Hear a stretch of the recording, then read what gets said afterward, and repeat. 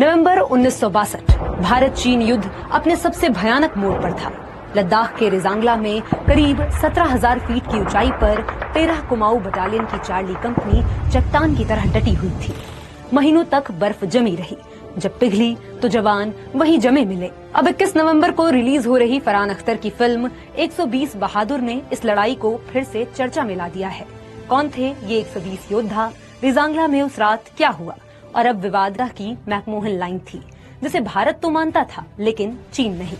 1950 में तिब्बत पर चीन के कब्जे का भारत ने विरोध नहीं किया और नेहरू सरकार हिंदी चीनी भाई भाई की नीति पर कायम रही। 1959 में दलाई लामा भारत आए तो चीन भड़क उठा और अरुणाचल व लद्दाख में घुसपैठ बढ़ गई। भारत ने फॉरवर्ड पॉलिसी अपनाकर सीमा के पास चौकियां बनाई। इन्हीं में से एक थी 16,000 फीट पर बनी रेजांगला पोस्ट, जहां तापमान -30 डिग्री सेल्सियस तक गिरता। 29 सितंबर 1962 को 13 कुमाऊं बटालियन को यहां तैनाती मिली। चार्ली कंपनी के कमांडर थे मेजर शैतान सिंह भाटी और उनके ज्यादातर जवान उत्तर प्रदेश, हरियाणा, राजस्थान और पंजाब से थे। लद्दाख की सर्दी ने उन्हें जल्द ही तोड़ दिया। ढंग के कपड़े नहीं, खाना पत्थर जैसा जम जाता।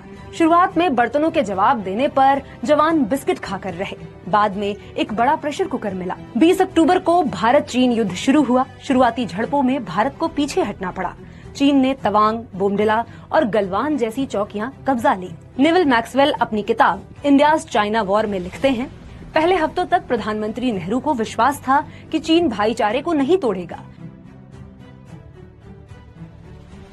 इधर लद्दाख में चुशूल ही एकमात्र इलाका बचा था जिस पर अभी तक तिरंगा लहरा रहा था। इसी को बचाने की जिम्मेदारी चार्ली कंपनी पर थी। रेजांगला पास पर 13 कुमाऊं बटालियन तैयारियों में जुट गई।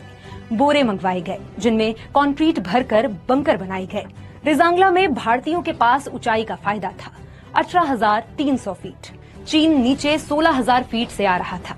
इसी बीच रेडियो ऑपरेटर लांस नायक रामचंद्र यादव को ब्रिगेड से संदेश मिला, कंपनी तुरंत पीछे हट जाए। लेकिन मेजर शैतान सिंह ने स्पष्ट कहा, हम अपनी पोजीशन नहीं छोड़ेंगे, जब तक जिंदा हैं रेजांगला की मिट्टी नहीं छोड़ेंगे। 18 नवंबर तड़के चीनी सैनिक आगे बढ़े। जैसे ही वो रेंज में आए, भारतीय जवानों ने मशीन गन और LMG से तीखी फायरिंग की। पहले राउंड में दुश्मन को